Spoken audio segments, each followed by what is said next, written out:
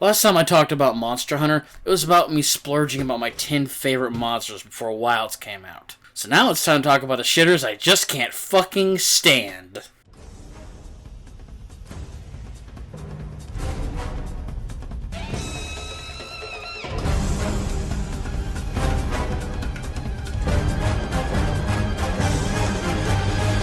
Monster Hunter as a franchise has grown a lot during its time, and a lot of monsters have been added to the roster throughout its many years, and not all of them have been home runs. These 10 mediocre monsters are the ones I go out of my way to avoid hunting if I can. I'm gonna have to stock up on items to deal with these 10 frustrating fiends, so let's get these horde hunts out of the way.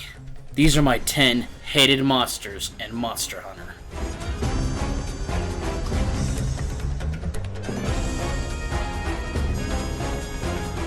To the shock of no one, Luna finds herself on a list of hated monsters. What a surprise. But for me, she is the one monster on here I can give the most credit to. Older Lunastra felt like Teo, but blue, and now she feels like her own monster, and not only does she let you know it, she makes you feel it. Super aggressive attacks, constantly agitated on sight, and a Nova attack that'd rather deal with Elatrion's Eschaton. Yes, I would rather deal with a monster that I've soloed with Beatoda's weapons, big attack, than Luna's Supernova. Oh, but Z, Elatrion's worse and punishes you even if you hit the element cap. With Elatrion, I have plenty of time to set up a healing mist, eat my jerky, watch a new episode of Solo Leveling, and play the Stranger with myself before the attack can even hit me.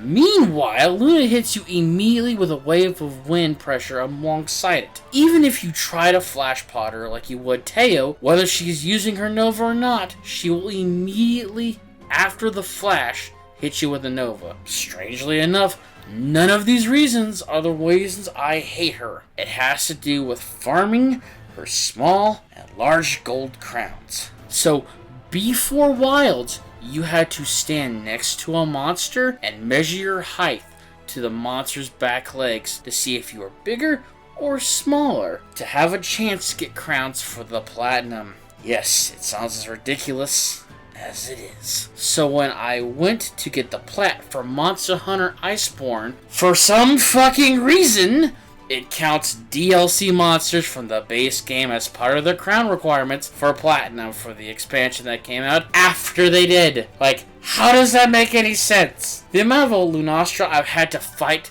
thinking they were the right crown sizes I need just to get, but no, I get the middle finger message of updated crown size. For the silver, I got back to back so many times I went fucking insane. I had to do the same thing with Devil Joe, and it didn't feel like as big of a fucking hassle as Luna did. It soured my opinion of her so heavily.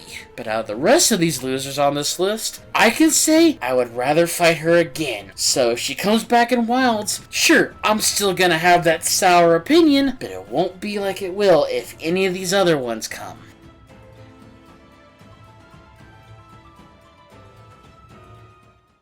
Now before we get too far into why I hate fighting this thing, I want to get this out of my system and out of the way. Why the fuck do they pick you over a Nectar? Now that I've got that out of my system, let's continue. I am fully aware that this thing came before Geratodus came into existence, but Lavasioth feels like it just came second. Why does the new version feel better to deal with and even fight over this overcooked, burnt-scaled walking sushi platter? Even with its cool-looking armor, there is no reason to fight this thing. Why is it that older monsters brought forward into the new gen feel better to fight than Lavasioth? So many monsters from the old generation that got an update to the newer games feel like there was actual thought put into making them feel like an improvement. Yet, Lavasioth feels like it's stuck in the old games, just given a new coat of pixels and shipped out the door. Like, I haven't even gotten to the dumb mechanic that comes along with it. Each of the fish in World have their own version of armor that you have to break off to deal more damage to them. Geratodus and Beatoda's feel natural,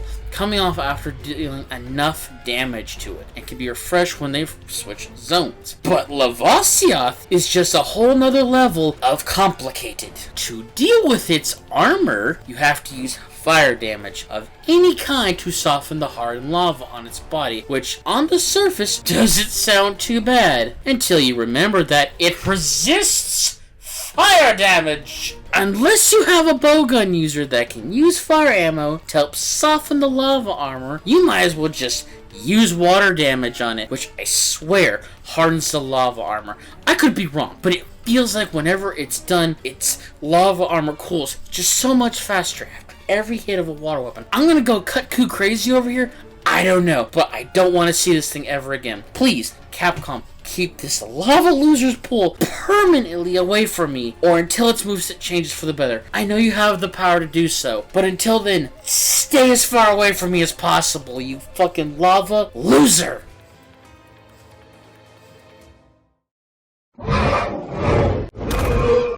Hey!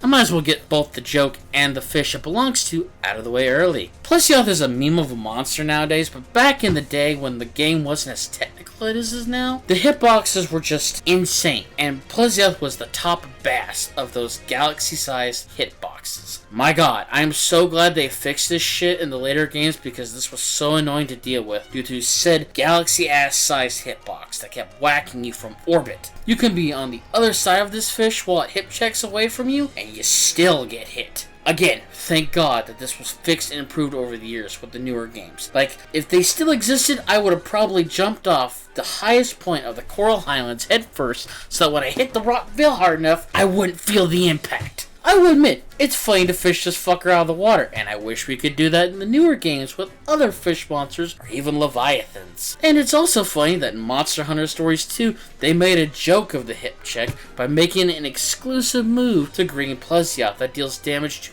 all party members. But honestly, it doesn't save it for being one of the worst Piss King wyverns right next to Lavasioth. So you two can be right next to each other on this list. Moving on. Let me start off by saying that I don't like the beast in the Monster Hunter universe, with Rajang and its variant being the only ones I actually like to fight. I'm not a fan of Lagambi being this fast, slip and slide piece of shit, and Arzuros, the lovable honey, inhaling bear that is just there to be a punching bag. But I will say that they are more tolerable than Volvidon, the ass-blasting, paralysis-spewing, roly-poly piece of palamute shit.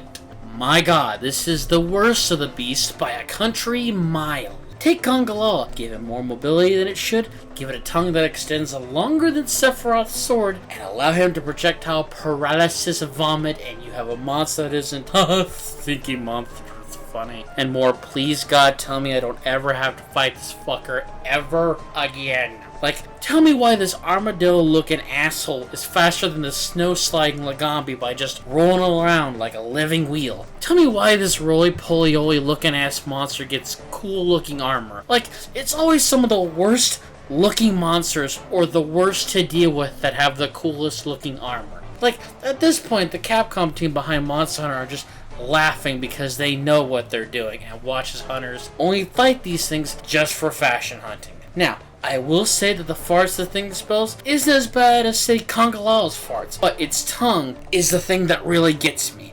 Like, I'll think I'm far out enough away, but nope, free colonoscopy courtesy of Volvidon. And if you're not careful, you can spill paralysis right at you, which, if it hits you, gives him an opportunity to hit you unless another hunter catches his attention. Now, if we just can keep him out of the next couple games, that would be great.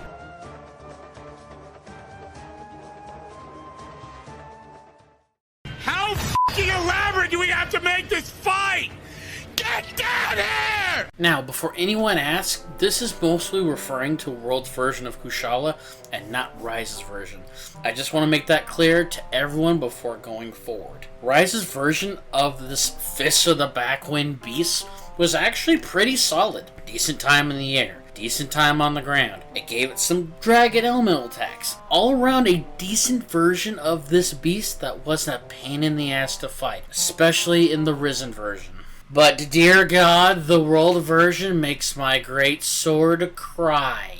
Get out of the sky! Imagine constantly being in the sky for 90% of the time. and constantly spewing tornadoes that can merge into each other to make a supernado, while also blasting air blasts at you from the sky. This shit is so ass as a melee weapon user, and it reminds me of why I hate fighting this game's version of it. Unless you are a glaive user or you use ammo, you might as well wait for him to land or flash him to the ground with one of the limited flashes you get in the hunt. And oh my god, the Arch-Tempered made it so much worse. Which just make every more tornado even worse. Some of which just never even go away. They're just there from now on until he just leaves the zone. And make ammo almost entirely useless unless you break the chest. Great game design there, Capcom. Top notch. If the Monster Hunter team brings back Kushala, please use the Rise version as a template. Please just don't use the World version. I beg you. Imagine taking a fight in the base game and just making the Master Rank version of that fight just straight up annoying in every way possible. That's how I feel with Aurora Somnacanth. God, this sucks fighting in higher anomaly levels in Sunbreak. It makes me violently ill to deal with. Multiple attacks that hit twice instead of once, so if you're trying to counter, good luck with that. Ice attacks are annoying, especially when paired with physical attacks, which just hit you so much harder than they should, which is just so annoying in double hitting moves. Just getting frozen and can't even counter it. God. It's also so forgettable in Sunbreak's entire roster. Like, you fight it once and then immediately feels overshadowed by much more intimidating monsters that are actually just funner to fight. Hell, the Urchin Hunt before Aurora has a lot more fun to deal with. Capcom, just keep this thing in your vault for a long time. No one wants this fucker back. And if you do want to bring this thing back, you're either lying or you need a therapist because you need help. Like, serious mental help. Please, just, I don't want to deal with it anymore. Ladies and gentlemen, and everyone in between, allow me to introduce you to the worst fight in all of Base World. Yeah, it's no surprise that this thing showed up on a list of hated or worst monsters due to its long and drawn-out fight. It has the right idea and the right atmosphere for most siege fights, but my god, this titanic turtle is slow. Whether that was intentional or not is anyone's guess, and it's not like Capcom can't do better with sieges. They nailed it with Rath a few updates later, and hell, in Icebreak, Safi was amazing. So I'm wondering what went wrong. The main focus of this siege is to drive away into the ocean where it can die without causing damage to the environment, which sounds easy enough. You destroy its Corazon's body, also easy enough, and then you wait for what feels like an eternity. Yeah, Nurk shows up, but you just swat him away a few times and then he leaves. Then you just sit there, waiting to get to a checkpoint to where it takes you to the cannons. After you wail on him with enough firepower, he fucks off to the ocean and dies. Now, that all doesn't sound like a bad fight, it's just boring.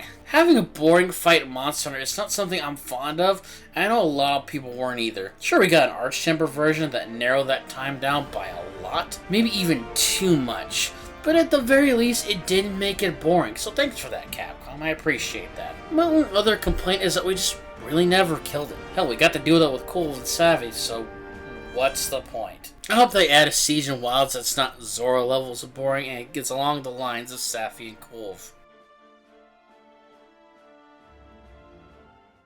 I'm going to be straightforward with this one and just ask, why the fuck do these two exist in World's roster? We have better Raths in the series already. Like, yeah, Azure Rathlos was a flagship of a game. But why is Pink Rathy in here? Like, I get it, they need them to be there as a couple, and as also to upgrade certain weapon trees and all. But like, why not use other Raths instead of these two? Or just use base Rath parts to continue the tree without these two being in the game at all. Like, we get gold and silver Raths in the Iceborne expansion, but there's also the Dread Raths, who look so much better and stand out more than these two. Instead of getting the cooler versions of base Rath, we have to wait till Iceborne and deal with these annoying gender reveal party versions that are just so annoying as fuck to deal with. Azure just stays in the air longer than it needs to. It just won't come down, similar to Kushala. And pink gets a stronger poison while just being super aggressive. Like if you swap these two with any other flying wyvern, I think it would have been much better for the game and a lot more expansive than just having 2 copies of monsters we already have. I hope I never have to see these two again. And if I have to, Capcom improve their gameplay, or so help me GOG, I'm gonna jump off the highest peak of Coral Highlands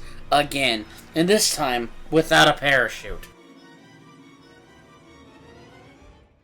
If there was ever a waste of monsters to ever be added to the roster of this franchise, it'd have to be these fuckers. These things have 0 reason to exist whatsoever, and it astounds me that someone at Capcom thought, yeah, having an edgy version of an already existing monster sounds better than just putting those ones in the game. Like, every single Apex are just pre-existing monsters without the sauce. Apex Zinogre is just Thunderlord Zinogre. The Apex Raths are just the Dread Raths. Apex Diablos is just Bloodbath, etc., etc. Why did they think this was a good idea at all? You could still refer to them as Apexes and still have these monsters in the game. But no, we're just gonna give you pointless monsters to hunt. Oh, and I'm not just saying that because their grind just doesn't go in the master rank. It's the fact that even in high rank, there is 0 reason to hunt these things. No new armor, no new weapons, nothing. Why on God's earth would you make monsters that don't give you any new armor or weapons to chase? Oh sure, you can use special tickets to craft rampaging weapons, which are just half-assed sappy weapons. But even then, that grind becomes fucking pointless. After slogging through rampages to make these special weapons, you think that Capcom would let these be carried over to mastering, and you can upgrade them later on in the title updates, right? Nope! They completely abandoned them. And here's the kicker. They made master rank versions of these Apexes, but they're only in anomaly quests randomly, and they only give you melding materials. Wow, Capcom, what a way to make a grade just so much worse, and make a grind so utterly pointless. You might as well let me spread my legs wide open and fucking donkey kick me in my sack while you're at it. I wasted so much time grinding rampages for the rampage weapons, hoping that Capcom would do something with them. But no, they just gathered dust until I deleted them. What a waste of my time and resources. But why would you believe me that they're monsters I hate fighting even more than these guys? Would you really believe me if I said that after everything I said about these Apexes, there was a monster that I hated fighting worst? Well, here they come. Now I know what you're thinking. Why did I add a monster that's a collab and not a monster from the franchise itself? Well, I'm asking myself the same question because holy shit, this thing is fucking awful. How? How do you fuck up a collab with a beloved franchise this fucking bad? How do you make a fight that's so frustrating that it makes every monster on here actually fun? How do you make the Rise Apex monsters the better option to fight? Like, I remember not being a huge fan of these 2 fights when it first came out, but holy shit, it's god awful. Such a unique monster, spoiled by poorly implemented fights that make me never want to play The Witcher ever again. How is it that I'm getting hit for almost half my health and master rank armor when this fight is high rank? How? I have never quit a hunt against a monster before until I had to relive these hunts because, oh my god, it's so bad. Constantly teleporting so you can barely have time to do any damage, and when you are doing damage, you're constantly being hit by something at all times, no matter what. If you're up close to him, it's ravens pecking at your health. Mid-range, it's a combination of root attacks and him sending birds after you. While long-range seems the safest, wait till he calls a pack of Jagras that are constantly attacking you and knocking you over. It is so fucking awful to deal with. So you may ask, how do you deal with this bullshit? Luck. Just straight up luck and a full team of players. Because no matter how many people you are, his health is always scaled to 4 players. Even if you are by yourself. You want to remove his crows from the field, you have to use the fire spell from Geralt himself that has just such a small range it can miss. If he hasn't already teleported before you even shove the roots up your ass for the 100th time from the first 5 minutes. Hell, sometimes it doesn't even seem like it even works when you do hit him. I even got to base lesson fight. Fuck that quest. I refuse to fight that thing again as well, even if it is as Geralt. The quest, while faithful to how the Witcher games do quests, feels like it drags on for so long, and it feels like you have to do so many things just to get everything done in a single hunt, which you have to do to get the secret ending. You can't just complete one side quest in one hunt and do one in the other half. No, you have to do it all in a singular hunt. The worst part about it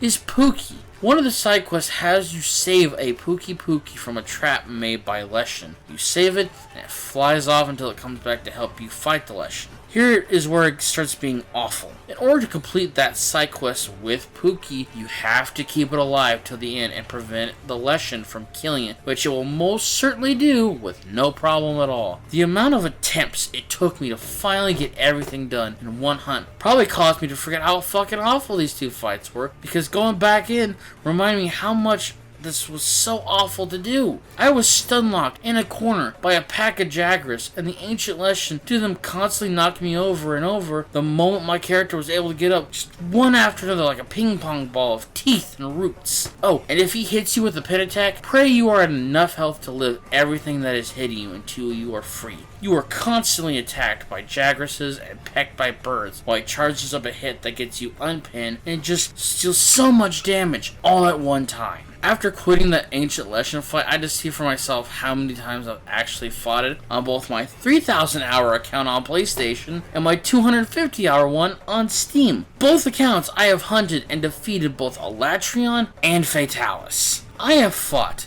both of these monsters less than every other monster on this list by a marathon. I have never hunted a monster to only singular digits except these two. It's not surprising since these two are the worst monsters in the franchise that I've ever had in these games, even if it's a collab with another franchise. I have 3 to 4 times more hunts against Fatalis, a monster who is leagues harder to fight, and somehow I am more willing to solo that thing than the walking Chia Pet Abomination. A monster so bad that less than 3 weeks after this thing's release, they had to patch it and nerf it. Imagine being such an awful fight you have to be nerfed to feeling so unfair to fight. At least Lavasioth and Plesioth are pisking wyverns that aren't really hard to beat, just annoying to deal with. At least Lunastra, you have just one monster to deal with. At least with the Rise Apex monsters, they don't feel like a chore to deal with. At least Zorah Magdaros, there is a story reason for how slow he is in the siege. And at the least, the rest of the monsters on this list,